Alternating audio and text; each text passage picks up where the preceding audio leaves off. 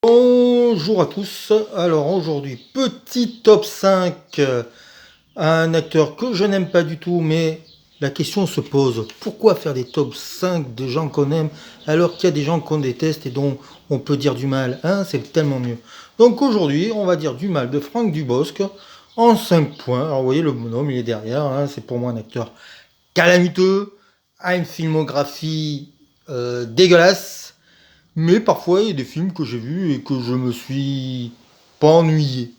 Mais il y a quand même des grosses merdes, hein. Donc, on va oublier les noms des réalisateurs, on va oublier de citer les gens qui ont commis ces horreurs, mais voilà. Alors, on va commencer. Et puis, je n'ai pas vu des masses non plus, donc j'ai fait avec les moyens du bord, comme on dit. Donc, en numéro 5, Barbecue. Bon, alors je devrais juste dire les titres et arrêter. Alors, Barbecue, c'est avec Lambert Wilson, Florence Foresti, Jérôme Commander, que des gens que j'aime. Et je l'ai vu sur Netflix et j'ai déjà oublié tout le film. Ça n'a pas d'intérêt, je n'ai pas souri, je n'ai pas ri, donc c'est une merde. Ensuite, on va faire vite, hein, parce que là, on va pas vous embêter trop longtemps, mesdames et messieurs. On passe à Cinéman, qui est quand même considéré comme l'un des plus mauvais films français, à juste titre. Alors, c'est l'histoire d'un homme qui voyage à travers des films, et donc c'est des parodies de Pour une poignée de dollars, de l'horreur, de Taxi Driver, de je sais plus quoi, on s'en fout, c'est nul, c'est réalisé par Yann Moix, un petit escroc de la littérature qui avait quand même commis le fameux Podium, qui est quand même pas bien non plus. Et ben, c'est quand même, ça pique les yeux, c'est moche, c'est con, c'est regardable. En 3, vous avez vu, je fais vite, hein. Je ne vais pas vous ennuyer longtemps. Boule et Bill. Alors, adaptation d'une fameuse bande dessinée, réalisée par deux auteurs des Guignols, et c'est mièvre, mielleux, gentillet. Il n'a pas un rôle qu'on voit beaucoup, donc ça va.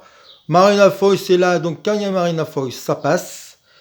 Mais punaise, mon Dieu, que c'est inutile, mon Dieu que c'est bête. Et mon Dieu que 1 heure et demie de perdu quand même dans la vie, donc ça fait beaucoup, beaucoup, beaucoup. Mais bon, j'ai vu quand même. En numéro 2, hop, alors, j'ai l'impression que je vends du poisson. C'est un peu ça, du bosque, c'est de la malbouffe. En 2, Camping de Fabien Ottagnante. Alors là, il y en a eu 3, hein, quand même, ils ont commis ça. Alors, j'ai vu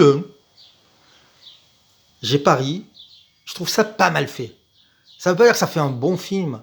Ça veut dire que, oui, Claude Brasseur, Mylène de Mongeau, qu'il y a des belles choses, mais bon, il y a quand même du boss, en Patrick Chirac, si je me souviens. C'est quand même très calamiteux, les gars, c'est très poète-poète.